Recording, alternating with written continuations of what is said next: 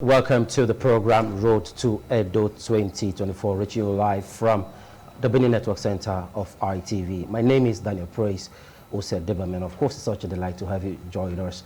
Today is the last day in the month of January, and from tomorrow, it's going to be a countdown to primaries. The primaries of some political parties. The All Progressive Congress, to be precise, will be having their primaries on the 17th of February 2024. Well, we have with us here in the studio one of the leading aspirants, someone that have actually done well for himself as a young person. He's not just young at heart, he's also young at age. He's the former South-South Organizing Secretary of the All Progressive Congress and one of the heavyweights, if you want to use that word, in the APC. He joins us live here in the studio. Good evening, Dr. Blessing Agbomhere. Thank you very much. You look so calm. Thank you. Now, 17th of February is around the corner. Let's say barely 18 days to the primaries.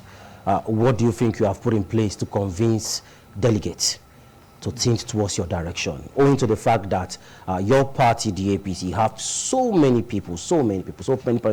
Some have been on the race for a while now. Some have been running and they are still running. And they are saying we are not leaving the race. So what have you done, or what do you think you have done that will actually convince delegates to move towards your direction to start with? It will interest you to know that the APC is one of the greatest political parties in Africa, and we have done so well to the point that our membership cut across Nigeria. We have chapters in the UK, in the US, and so many other countries. And the truth is that in any election today in Nigeria, APC is the party to beat, and the APC is the party to watch out for. The primaries that we're having is not a delegate election, it's not a delegate congress, it's a general congress, which means all the members of the party in Edo State, all the card-carrying members of the party in Edo State will be voting in that election. And the truth is that my contributions to the progress, to the victory of the party is noticeable and is noted by both the leaders of my party and the members of the party. So it's only necessary and only important to the party's fortune for my humble self to be elected in the coming primaries. And I can bet you that in our party we have a lot of educated people, we have a lot of patriots, we have a lot of people who believe in the party, we have a lot of people who know those, who have worked for the party. And personally, all the party members in Edo State, they all know me. Outside Edo State, they all know me. They know my contributions to the fortune of the party. And not just that, in this election, many Edo members of the party are ready to elect a person, a member of the party who has worked for the party, who has shown loyalty to the party, who has shown commitment to the party, and somebody who is marketable among Edo people. And many of the party members, because I have gone across the 18 local governments of Edo State, I have gone across the 192 wards of Edo State, I have met with many of them. I also interact with many of them via SMS, via WhatsApp, and via different platforms. So I've been able to engage all the members of the APC to the point that they know that Blessing Agbomhere stands for something. Okay, you just land on that thought so that we can move forward, Doctor. So what I mean is that Blessing Agbomhere stands for something. And what I stand for is that APC 1 must win Edo State governorship. And not just that, when the APC wins Edo State, we will deliver on our manifesto for the common good of Edo people. So the best person to fly the party's flag in this coming Edo governorship election is Blessing Agbomhere. And our parties have endorsed me, they support me, and they appreciate me. But there have been quests for power rotation to Edo Central, Dr. Blessing Agbomhere. Don't you think that will affect your aspiration? Well, the truth of the matter is that a lot of people, especially from Edo Central, have been agitating for governorship. And we must also understand that power is not served a la carte. You cannot pick power from the floor. You cannot pick power from the ground. If you want to get power, you have to work for it. And again, in the wisdom of our party, if they had zoned the Edo governorship to ASAN, which is Edo Central, I would have easily aligned with party decision. Because I am one person who believes in party loyalty.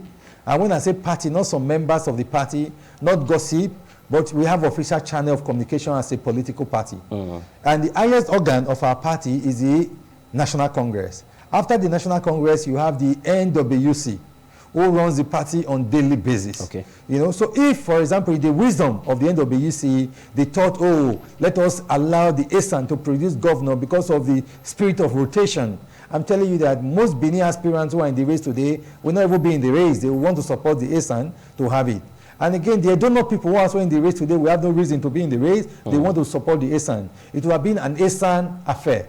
But as of today, you know, our party has decided we are in opposition in Edo State. Okay. Let us leave it open so that whoever that is popular among the 3 tribes in Edo, the major 3 tribes in Edo, whoever is popular, whoever that the tribes believe they can trust with the governorship of Edo State, let them elect such a person. It should be based on trust, not rotation now. Yeah, it should be based on trust, not rotation. It should be based on popularity, not tribalism. So our party, in their wisdom, they've decided that the game, which is the primary, is open for everybody who is a member of the party in Edo State to contest. And that is the reason why, you see, personally, I am in the race, because I know that I am the most trusted candidate that the ASAN, the Benin, and the AFEMA can trust in this race. Not just because I am young, but because I am vibrant, because I have the ability, I have the agility, and I have the capacity to govern the state and remove the state from its present quagmire to a new realm, a new level of development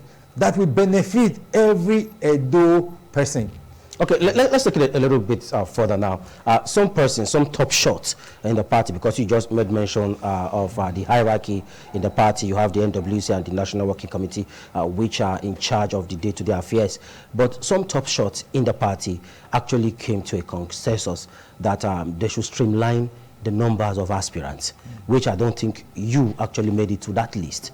What does it mean for you as a person? But what you just said, you said some top shots came together. You know, that is not an organ. You have people like Professor Julius. You have people like the serving senator representing Edo North, and former governor, two-time governor of Edo State, Senator Adams Ali Oshomole. These people were part of this team that actually came to that conclusion. You don't align with them. But you can also attest to the fact that we don't believe in godfatherism, and in the constitution of the APC, there's nowhere it is written that there's godfatherism. And not just that, there's also nowhere it is written in the party constitution that a select leaders will come together to choose candidate for the party in any state. You know, in APC, we have different organs. We have the ward organ, we have the local government organ, we have the state organ, we have the zonal organ, we have the national organ. And the highest organ is the national organ. And it is the national organ, which is the NWC, that takes day-to-day administrative decisions on behalf of the party. And from what you have said, you have not mentioned that any member of this organ made this decision. Okay. You know, so the national has released a statement and a circular to the effect that aspirants who have purchased nomination forms are free to contest the primaries. And that is why you see we have 12 aspirants as at today who are going to be governors of Edo State. So Professor Julius, all of them, I am the most qualified. Professor Julius Ohore's committee or led committee per se, their movement or whatever they did is baseless. You see, the truth of it is that it was talks among family members. You know, it was not like a serious thing. Okay. But many people who are not members of our party are taking it seriously. It is just something that was done among ourselves to say, oh, let us talk to ourselves. It was like recommendations. It's like let's advise ourselves, let's talk to ourselves. So, but people, you know, when they see the news, they can take the news so seriously. But for us, at the end of the day, the committee was quashed. At the end of the day, the committee report was rendered to the dustbin of history. So the dustbin, the report has been condemned to the dustbin of history because it was overridden by the release, by the press release of the national NWC of our party. They came out and told us that nobody has the right and power to set up a screening committee or stop anyone from contesting. So everybody is free. So long as you fulfill. So the more the merrier for you now as APC. So for us, you know, what this has shown me is that Edo people are ready to govern Edo State. And again, it also shows that Edo people have capable people who can aspire to be governor and who are qualified to be governor. So why eliminate some in an attempt to promote some, you know? You have to allow everybody who is qualified to contest. And you cannot, for me, for example, you cannot say a former professor You know, a former governor of Edo State, you know, a professor of law is not qualified to contest. Then you bring somebody who is a school dropout to contest an election. It doesn't make any sense. Okay. Our party does not behave that way. And the truth of the matter is that our party will not do that. You know, our party is one of the most responsible parties in Africa. You know, everybody knows the APC and the values the APC stands for. Everybody knows that the president of Nigeria, who is the national leader of the APC, is a man who believes in competence. He's a man who believes in merit. So for that level, the party has decided to open the race for everybody to show his CV. Come and show your capacity. Tell us what you want to do. Show us your manifesto. Speak to your manifesto. Then if we find you worthy, and not just the NWC finding you worthy, if the members of the party in the state finds you worthy to lead them, then who will stop them? Why stop them? Okay, Dr. Blessing, let me take you back. You have fine reasons to be the next governor of Edo State. However, there are concerns, and these are the concerns. There are talks that your party, the APC, are looking at taking the ticket to Edo Central and Edo South. Now, these are the reasons. The current acting chairman of the state, is from Edo North.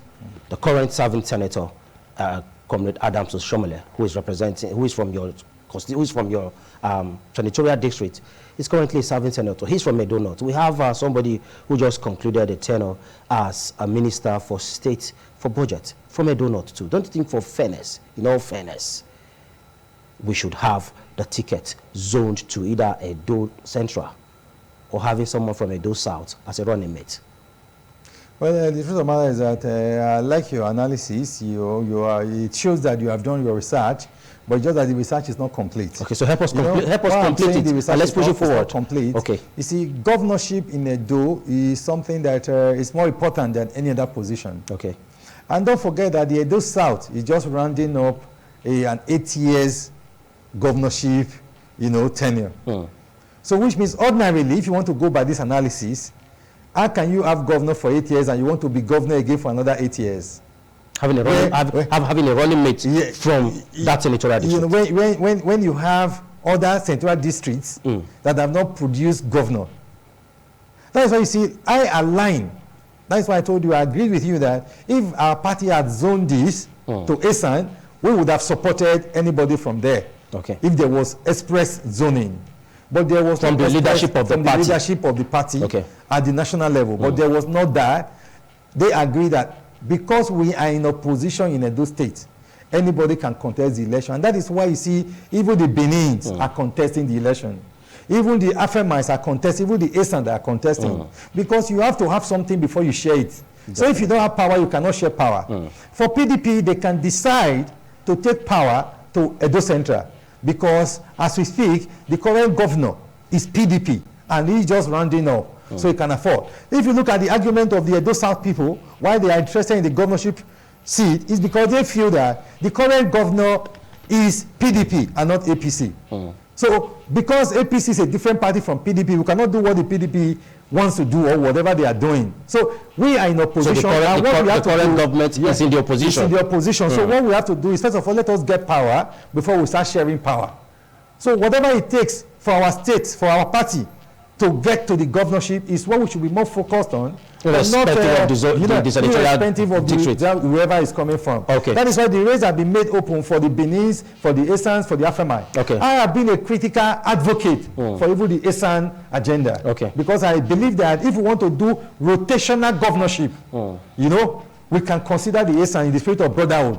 Because both the Benins, both the Afemai, both the we are all one family, we are brothers and sisters. Okay. So irrespective of where anybody comes from, what we all want is good governance. Okay. So whoever that can give us good governance is the person that we should support. Okay. Whether you are from Esan, from Benin, and from Afemai. Okay. Let's shift it a little bit further now. In Edo State, our major problems. We have so many problems calling for attention, but one major one that is glaring: the issue of courtism, which is a security threat to us as a state.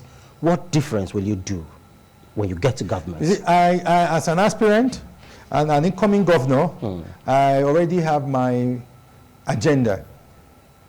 And one of that agenda is security.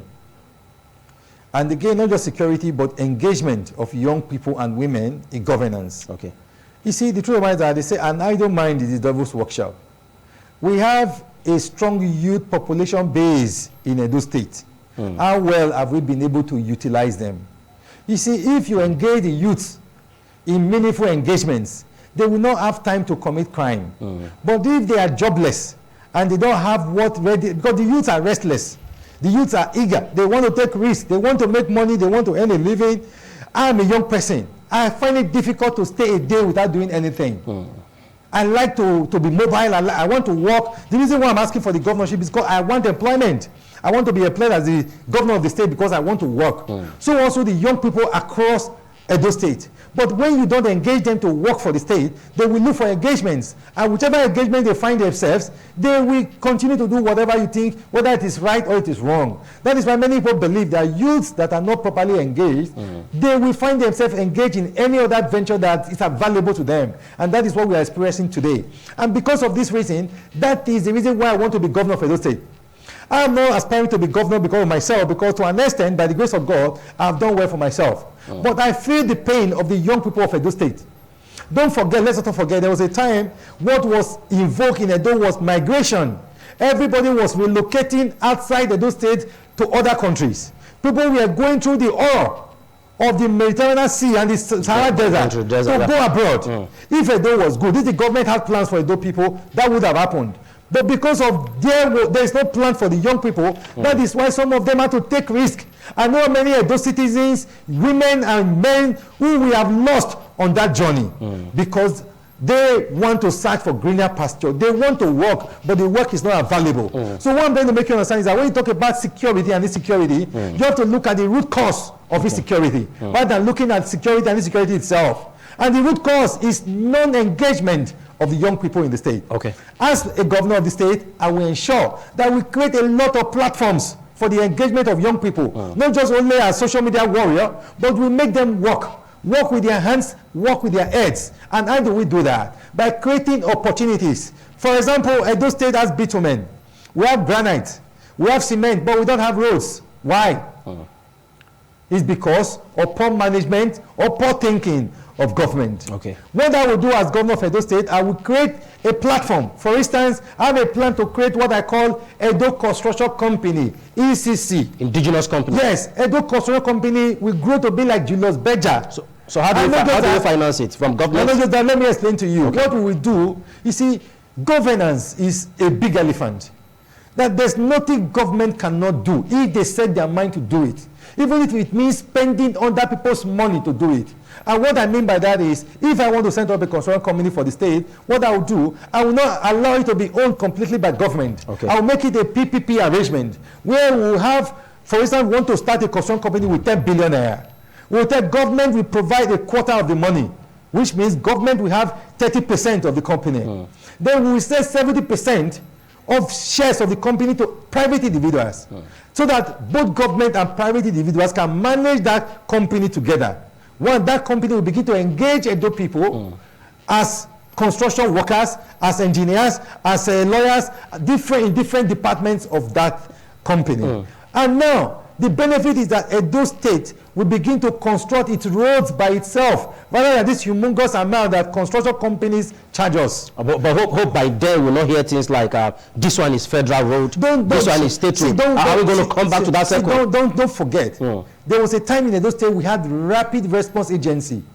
The duty at that time was for them to ameliorate all the issues with the roads across the state, so that our roads can be motorable. Be it federal or state. Be it federal or state. And you see, let me tell you something. Who suffers more from bad roads in Edo State? It's not the federal government. It's Edo people. Because now this road has affected the trading, the business, the farming, the businesses of Edo people. So what the government would do is that before these roads get so dilapidated, we maintain them. And again, there's an arrangement between the state and federal government that when we maintain the roads that belong to the federal government, it's for them to give us the permission to maintain them. We maintain them and they pay us back. And like I was saying, when it comes to the construction company, the construction company will engage Edo young people who want to work in the construction industry, and we still use it to generate revenue for the state, because we can build homes for private individuals, we can engage in contract of constructing roads in other states and make revenue for the state. So now that construction company will solve the problem of youth engagement. We engage the youth, and we will now use it to be making profit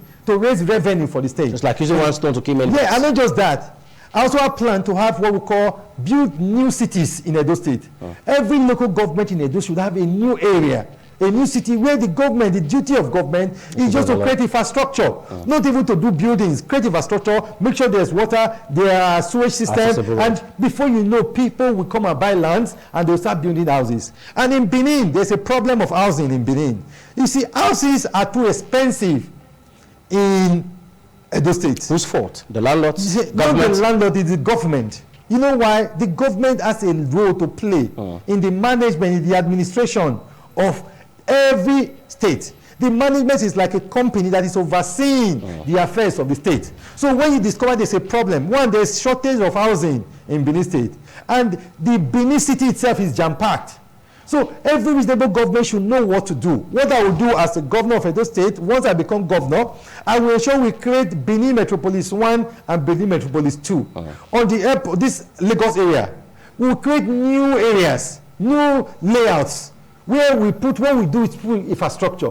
People, home and abroad, will buy lands and begin to build houses. Then by the time we open up this area, we go to Benin Metropolis 2, which is around the eastern area, the Afema area. We also create a new layout. So these are going to be outskirts. Yes. What happened to security? By the time we do that, people will begin to relocate from Benin, as in the city, into those areas. Then we now have the space to redesign the city. How safe? When we talk about security, security is not just the responsibility of government. I know that the duty of government, the primary duty of government, according to the Constitution of the Federal Republic of Nigeria, 1999, as amended, is to provide security. It's the security and welfare of the people. But again, to come to talk about it, if you want to take a clue from other modernized cities, civilized cities, who have been able to secure their citizens, you realize that security is not just the job that is left to the government.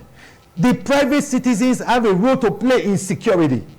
But that has not been actually taken advantage of in Nigeria, because in Nigeria we don't like to report crime. If you go overseas, if you go outside this country, the reason why there's security, from the airport, they know you are a stranger. They start profiling you. From your neighborhood, even the neighbors will tell the security, we have a new person here, we've not seen him before. That is profiling. That is your neighbor knowing the next neighbor. In Nigeria, we've not been able to infect that. We've not been able to infect that. How do we replicate that in the States? In Edo, I have a lot of programs that I will put in place that will ensure the security of life and property. But again, like I said, security is just the problem. But you see, it's just a symptom of the problem. The problem is in lack of employment. Dr. The problem is non-engagement of young people. I'm very sure we would like to have you again on the show so that you come and tell us. We'll just probably just speak on security. It seems you have a very big blueprint. I would really like to share this information with Edo Light. Is it okay by you? So let's now look at Edo State critically. Edo State is sharing border with so many oil producing states. We have very large depots for oil and gas, but yet we are not seen as oil producing states. And oil production is like a big money now. It produces heavy revenue for states. What will you do as governor? You see, the truth about that here, Edo is one of the richest states in Nigeria. It's just that the opportunities we have in Edo, we have not been able to harness them. Like I said, one, the population of Edo is wealth. If well harnessed and well managed, we can become exporter of talents. We can be an exporter of experts in different fields, if well harnessed. And not just that. You see, agriculture is money spinner, but we've not been able to cash in that. And not just that, tourism. Edo is strategically located to be a tourist destination, because you cannot go from the west to the east without coming through Edo. Very true. You know, and you cannot go from the south, the west to the north without coming through Edo. Definitely. So what it means that if we focus on tourism and we make our home hospitable with security, we get a lot of benefit from this area. So oil, for me, should be a secondary thing. And not just that, our wealth in oil has not been properly harnessed. We have not been properly accredited. When I mean properly accredited, today you can see the amount of crude that is produced in Delta State. You can see the amount that is produced in Bayelsa, in Akwa Ibom, and Rivers. Yes. But that is not the case of Edo. So what that means is that the government will have to step up the game to ensure that, first of all, oil is properly drilled. We have a gas base that has never been tapped into. It's just for us to attract government, give them the enabling environment and necessary encouragement to make that sure that is done. Because benefits from oil revenue is as a result of your quota contribution. So if you are contributing a barrel of oil to national production, you don't expect to make more money than another state that is contributing so much to national production. So rather than focus on that, we have to increase our production base to be able to have access to this money that is made available from oil revenue. We have less than 60 seconds to leave the studio, but I want to ask a final question. What if, though I'm not wishing you that, if you lose out in the primaries, will you still support the APC? You see, the truth about it, the APC is my party. I'm a committed party man. I know I will win the election. I know that I'm the person to beat. And I know, that is what I'm saying, I know that I will win. But the truth about it is that, if, for instance, I win, I expect all the losers to support me. So if I also lose, I will support all the winners.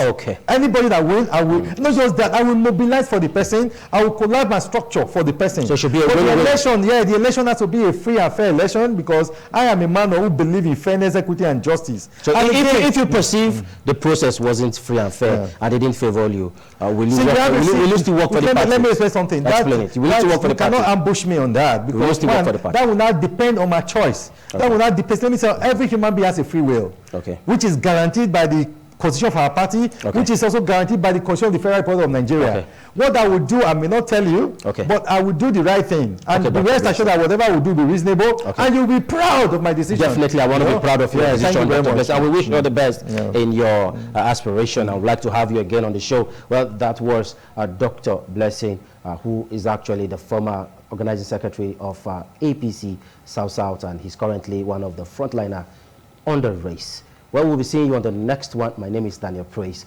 Do have yourself a blessed night ahead, and bye for now.